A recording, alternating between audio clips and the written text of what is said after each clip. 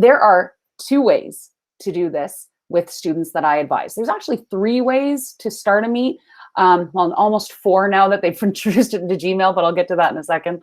I'm going to talk about the 2 ways I think are the best practices for students. The first way is in Google Classroom. So if you're a Google Classroom user, best way. The second way is through Google Meet and creating a nicknamed Meet. Let me show you both. I'm going to go over to Google Classroom. And in my classroom, I am going to go to a class. Which one do I want to go to here? I'm going to go to, which one do I do? Here, we'll go to this one, Giffin's class. So I'm in Giffin's class, and if you know Google Classroom, I'm sitting on the stream, and look, there's this link here now that has, where did that come from? Maybe you have Google Classroom and you're like, how do I get that there? I'm going to show you how. You're going to go over here. Beside the waffle, that's a waffle, it looks like waffle, it's called an app grid, but I call it a waffle. There is this gear, but I'm all about themes. So if this is a waffle, I'm gonna stick with like carbs and breakfast. So I call this a cruller, just to let you know. We call these stacks here pancakes or flapjacks, if you will. And then I call these 3 little dots, and this is where you're gonna think I'm crazy, Timbits. If you've been to Canada, you know what I'm talking about. Timbits are what we call donut holes, because our biggest chain or coffee chain or donut chain, like our Dunkin' Donuts kind of thing, is Tim Hortons. So they call the little bits of donuts Timbits. There you go, Canadian Culture 101. You're welcome, your next trivia night. Okay, so I'm gonna go to the cruller. I'm gonna bring up my settings. These all look normal until I scroll down a little bit and I go, hey, what's that? What's this? What's this thing right here? That's new. That is new. You will not, if this is your first time in, have a link there already. You will have something that says activate Google Meet for Classroom. There's a screenshot of it in the slide deck should you wish to look at that. So when you click that, you want to make sure that you are the first person in that Meet. And this is why. The first person in the Meet gets like the invisible key to the Meet. They get the key to the door to allow people in, to allow, like to have the ability to kick people out, to mute people. So if you just say, okay, I'm going to activate it, and then I'm going to use it on Monday with my students, and I'm going to show them how to get through it. Well, you're going to have someone in your class, because we all have that person in our class, who is going to jump in this weekend and be looking around and be like, oh, what's this? And if they go into that Meet first, they become the owner of that nickname. It's a weird conundrum. But you come here and you want to go to the drop down and click copy. In a new tab, I'm going to paste that. Okay, this is as soon as you do it. And then I'm in and it says, okay, getting ready. You're going to be able to join in a minute. I'm super happy. This is called the lobby. And by this is called the lobby, I mean, like, I call this the lobby. It's where we can have a look at like what's behind us. So if I'm really private, I may not want like that. That's a picture of my husband and I on our wedding day. We were super happy before kids. Like, oh, look how rested we looked. It's so, oh my gosh, look how thin we are. All that wine just, you know. So it also automatically created a nickname for me. Okay, that alphanumeric code there is a nickname that's unique to this Meet. The link up here every time will change, but that nickname stays the same. So I can come in here and I'm going to say, okay, good rule of thumb, always mute your mic. Even though I know nobody else is in here yet, I'm going to mute it. Good practice, because the person who comes in and is making noise will steal the screen and be the person you can see big in that spotlight. That's how Meet works, right? The person making noise gets the spotlight. And that might not be the person talking, because if someone's emptying the dishwasher and that's louder, they get it. The dog's barking, you know, Gord, they get it. Gord is Charity's dog. And I don't have a dog. I have a lizard, which is not really my lizard, but it's a school lizard. And I said, yeah, sure, I'll take it home for spring break for a week. And now I own a lizard. So he's cute. I like him. And then where am I here? So I go in and I say, okay, join now. Now, I want to tell you this. Once you've claimed it, right now, you've already claimed it. Yay, I have Meet. I've been given that magic key. When you are here, your students can get in to the actual room. So think of it like you're standing outside your door in the hallway and you've unlocked the door and you're talking to a colleague or you're talking to a student, and all your kids who want to go in because you've unlocked the door are going in. But you have one of those big science doors with no windows and it's steel and you can't hear anything that's going on inside. So you don't want to wait in the lobby too long, because best practice, right? We don't want to leave students unattended, even in a virtual space. So I hit join now. And the Meet is now mine. I'm in, yay. Okay, so I'm in the Meet. I'm all excited. I can share this. If I've done it in Google Classroom, I can come back to Google Classroom here. I can scroll out and I can say, okay, at this point, I want to save. That's great. My save is not highlighted because I haven't changed anything. You can also, if you're finding people get the nickname and they have somehow this the link, you can reset that link so they don't have it. And you can turn it on or off to be visible or invisible to your students. Invisible is going to mean that back on the stream, they will not see the link here. So you would have to post it somewhere. They also can access the Meet on the classwork page under Meet. And I actually don't know the answer to this, so I'm going to check. I'm wondering if you turn off visibility to students, I'm wondering if it also disappears. It does, yeah, it disappears. The icon disappears as well as the link. So if you don't want to have easy access, or it might be like, I'll go in and turn it on right before we need to be in there. You don't need to worry. Once you own it, generally students can't get in, but you need to follow a few steps. First thing, you need to make sure when you end the Meet that all your students are out before you. Okay, you need to wait until the last one goes. As the owner of the Meet, you have the ability to remove someone. I'm going to show you that in a little bit. But you're going to sit here and you're either going to wait until they hang up or you're going to remove them, as I'm going to show you in a minute, and you need to hang up. Hang up does not mean hit the X on your tab, because that just closes your tab but leaves that virtual space open and students could get in and out without you. Okay, so you need to wait, and then when they're gone, you're going to hit, this is how you leave the Meet, the hang up button. Okay, some students may not know that's a hang up button. They may not know what a receiver is because they've probably never seen a phone like that. If you just close the tab, the best analogy I can think of is like, I'm on the phone, I'm talking to Charity. I'm like, hey, Charity, what's up? Okay, good weekend. Yeah, okay, bye. And I put my phone down on the counter. When I walk around, guess what? Charity can still hear everything that's going on. She can have the conversation. It's open. It's an open conversation still. So we don't want to do that. Make sure you hang up. And when you hang up as well, I'm going to go to this one. I'm going to hang up. I'm given the ability to rejoin, as are your students. So this is why you want to wait a couple of minutes. And then when you've hung up and you're like, okay, I'm pretty sure they're not coming back in, I always, just for good measure, hit this return to home screen. And boom, there I am. Okay, and this is the home screen, which is a nice segue to the second way to create a Meet. The other way you can create a Meet is in here. You go to meet.google.com. It can be accessed in the waffle. Okay, you do have the icon there. And it says if you've been invited to anything, it'll actually be listed here, anything that day. And you can start or join a meeting. So your students can also come in this way. Click here. They can enter your nickname to join, or you can start your own meeting. And again, you're told you can either enter a nickname or leave it blank. I want you to remember that only nickname meets can be secured. If you leave it blank, it's an open door with no key. They can come in and out as they want. Fine for adults, maybe not best practice for students. So in here, I might name it something like Giffen, RHHS, Meet. Okay, that's my school.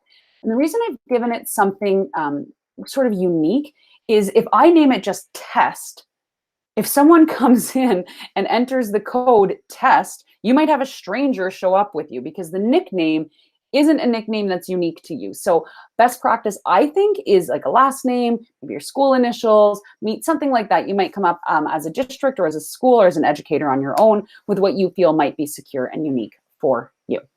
And the same goes once you create it with a Meet, you get in there first, you're fine. Students cannot get in without you. So if they try to enter your nickname before you're in there, so you can just choose a name. I can always have Giffen RHHS Meet. It's just that link at the top will change every time. And if they try to enter the nickname before you're waiting in the lobby, they'll get an error message basically saying that the space isn't open yet and they'll need to wait. Some students freak out because I don't actually think the verbiage is very clear and they're like, what, you have the wrong link? And you might get some emails. Just let them know you get an error message. It means I'm not there yet to open the room. Just like if I was, not there yet when you arrived for class. Okay. That's a lot of talking. So I am going to ask you to either go to meet.google.com and start your own Meet, or you can go to your classroom and see if you can find that code and then post your join information into the chat when you're done. I promise you we will not join your Meet. In fact, if a Meet is created with a nickname, only people inside your domain can access it. So even if I try, unless you're from York Region, which I'm going to guess you're not, I cannot get in. And while you do that, I am going to do what I think we all need to do at this time, and that is a movement break. When we are sitting for this long, and it's something our body is not used to. So I encourage you, if you're going to have long stretches of meetings with your students, to tell them, okay, let's get up. We call it in Ontario DPA, daily physical activity. And what you want to do is give them an opportunity to get up and stretch, because like you see with me, I have these wires, right? I'm attached to my computer literally. You might have wireless headphones, but not all your kids are going to have that. They may not be able to walk around. So build those movement breaks in. And the one that I love best is this. And as you bring in your little Meet links for me, once you're done, you can join me for a little 30-second stretch. This is my favorite. Here we go. Okay, ready? Move my chair so I don't trip. Here we go.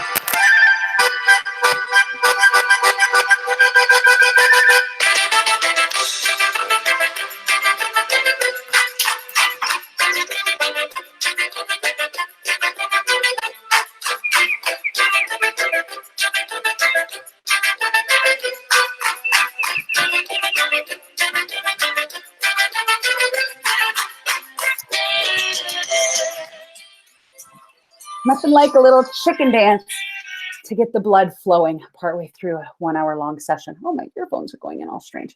All right. I think they think we're crazy Canadians, Jen. I'm totally fine with being the crazy Canadian. It's like a lifelong thing I've had to live with, Charity. That's all good. All right. I'm going to, oh no, they're on the right. They just feel weird in my ears. Okay, I missed how to create a nickname, Gidget saying. Okay, Gidget, I'll show you really quickly. I'm going to go to a new tab. I am going to find Google Meet. I do that by going to the waffle, and it's right there. Little known fact, you can drag these around. Single click, hold it, drag. You can put them wherever you want, so you can order them. I'm going to go to Meet. I'm going to click Join or Start a Meeting, and I get this box, and I enter the nickname right there. And again, you don't actually need to do this. You can just decide a nickname you always have, and then I can go in here and I can be like, okay, here's my nickname. Let's go in, and off I go. You don't need to set it up first. Oh shoot, something was just in my mind as I said that, and now it's escaped. It'll come back. It'll come back eventually, or it was a lie. Okay, so let's move on a little bit. Let's talk about how we can invite other adults to a Google Meet, because that might be something you do, right? We're collaborating now differently. Your district might say, okay, this is the platform you need to use, and you might have other ones that you use in your personal life, but this is the one, I know my district, this is the one that they're saying that we need to use for security reasons, and right, we want to keep our own information and our students' information clear, secure and private. So I'm going to go to my Google Calendar. And in my Google Calendar, I am going to host a Saturday happy hour. And because I know how to insert emojis, I'm going to do one. I'm going to put in there, I'm going to put like a drink. Oh, no, that's a drunk. I hope that's not going to happen. It's not going to be that kind of party. So we're going to say, yeah, we're going to be cheers. And let's say, yeah, we're going to pop some champagne. We're very excited. Okay, super. And it's going to be from 3 to 4 Eastern. That's awesome. And I don't need a location because that's just salt in the wound. Because what are you going to say? Like your living room. But instead, I'm going to choose add conferencing. And I'm going to say, choose a Hangout Meet. And it automatically generates that Meet for me, right? It's so good. It shows me the numbers. This is awesome too. I actually skipped over it a little bit because when we do this in Canada, it does come from a US phone number, which is great for you guys in the States, but not so great for us in our long distance bills at the end. But if someone isn't at a computer, but they're at a phone and they can phone in, you can actually have them phone into your meeting. And in that first page, when you get in, you have an option to invite people, and you can invite in a phone number as well. Okay. Now, here's what's happened, though. It's created this, and it's great. I have this, URL, but notice what I wasn't able to do. No nickname. So that space is open right now. Unlike a classroom that we can lock because we have that imaginary key, right? The one that we create with nicknames. This is more like a public space, if you will. It's like, let's all go and meet at TGI Fridays. Is that what it's called? TGI Fridays, right? Am I right? Okay, I don't think we have. Do we have them? Do you have them in Alberta? Charity, do you have TGIs? Oh, I think we do, actually. Anyway, doesn't matter. So we're like, let's go meet at TGI Fridays. If you invite your students to TGI Fridays, guess what? They can show up when I want them to, which is here at 3 o'clock, but they can also show up at 1 o'clock with everybody, without me. So the thing with the calendar is it creates a public meet that can be accessed at any time. And that's why I don't think it's best practice for students. I'm fine if my colleagues go in there. I trust most of them to be responsible. Okay, I can also come in here and I can say, okay, we're going to review some documents. So I'm going to say, please review these. And I'm going to attach things from my Google Drive. Look, it pops up, my recent files, and I say, oh, okay, yeah, I want you to review this one. And I'm going to hold down the control key or the command key on a Mac. I want you to review this one, and those are good. Those are the things I want us to review. And then I can invite some guests. So I'm going to invite my friend Charity. I'm going to invite Charity, and it's going to be great. And then I'm going to hit, okay, yeah, this looks good. This is my meeting. I'm going to hit save. And it says, do you want to email them? I say, yeah, I do want to email them, actually. Thank you for asking, Google Calendar. Now I get a second one. I'm sending Charity this invitation from inside my EDU domain. We call it our GAPS accounts, okay, because Google Apps. Charity is coming in from edtechteam.com. She's outside of your domain, your organization. Are you sure you want to invite her? And I say, yes, I do want to invite her because I trust her. And now there is my meeting. To access that, I can just click it, single click, and I can right now decide I want to go to the meeting, even though it's not yet 3 o'clock. So I'm going to go to that meeting. I'm going to be in here and I can be waiting. And I'm so excited to see my friend Charity. I'm in here.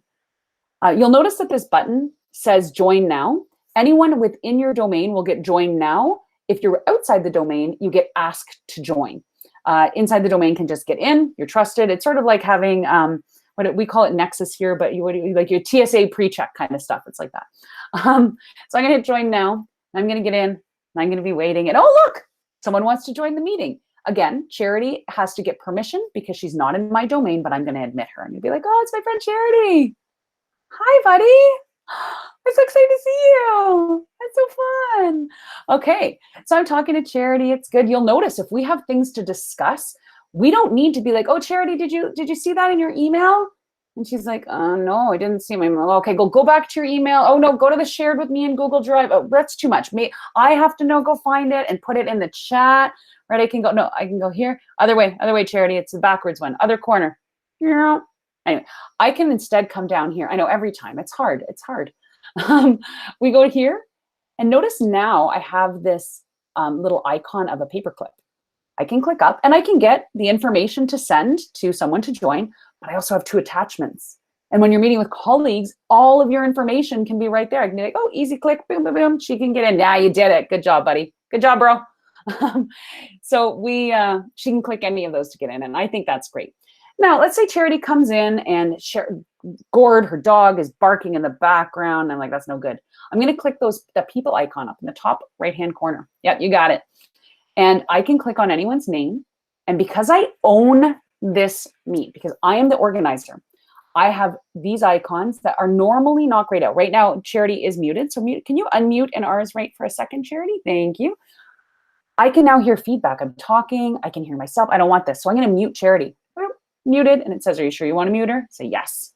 You can do this with your students. Yep, now she can't speak.